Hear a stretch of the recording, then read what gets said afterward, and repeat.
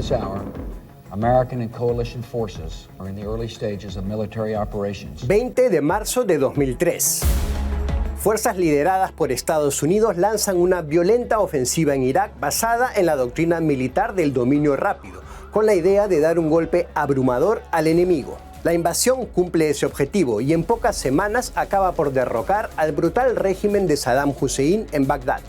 In the Battle of Iraq, the United States and our allies have prevailed. Estados Unidos, sin embargo, es también blanco de críticas por iniciar una guerra con argumentos falsos y por violar las leyes internacionales y los principios de Naciones Unidas. Una invasión, por eso, que cambia el mundo a comienzos de siglo y marca mucho de lo que vendría después, que daña fuertemente la imagen de Estados Unidos y crea un precedente nefasto para crisis posteriores, como la guerra que se libra hoy en Ucrania. Lo vemos en este reportaje de DW Analiza.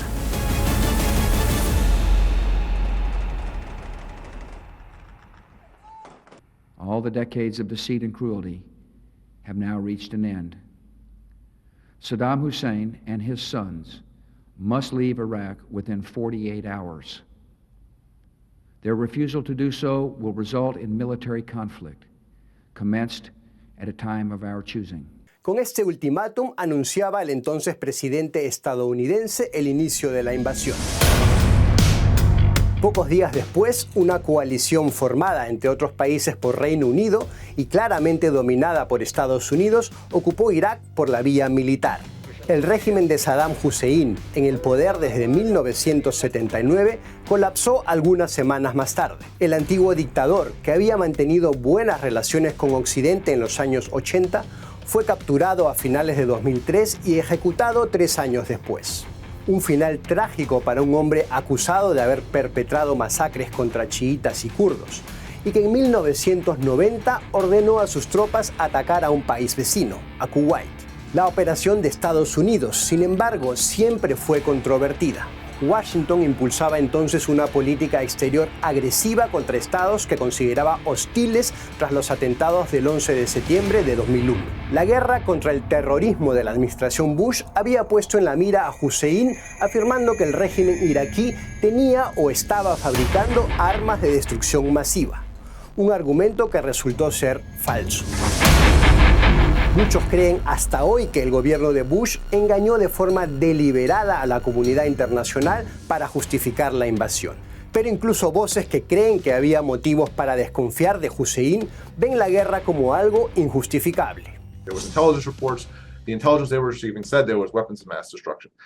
What they failed to do is the evidence was really shoddy. That was really weak evidence, right?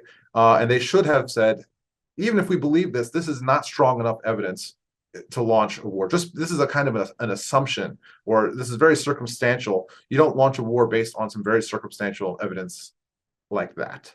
Varios países se negaron en 2003 a apoyar la guerra de Estados Unidos, entre ellos potencias occidentales como Alemania y Francia, que argumentaban que un ataque militar violaría el derecho internacional. El gobierno del socialdemócrata Gerhard Schröder y del verde Joschka Fischer opinaba que esa guerra no era justificada, que se podría controlar de otra forma si el Irak tenía armas de destrucción masiva y que no se necesitaba una guerra, que esa guerra iba a base ilegal, que no tenía la aprobación por el Consejo de Seguridad de la ONU y no era justificada.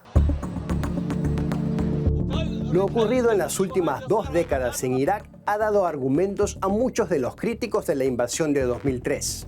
El caos y el vacío de poder tras el colapso del régimen de Hussein dieron pie al surgimiento del grupo extremista Estado Islámico. Y aunque no hay cifras exactas, se estima que unas 100.000 personas o más murieron durante la guerra y en los años de caos y conflicto que siguieron a la caída de Hussein.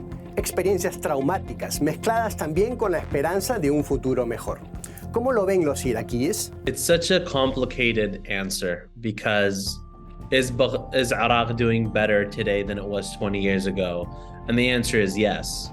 But then what was the price that Iraqis paid to get there? It was a very high price.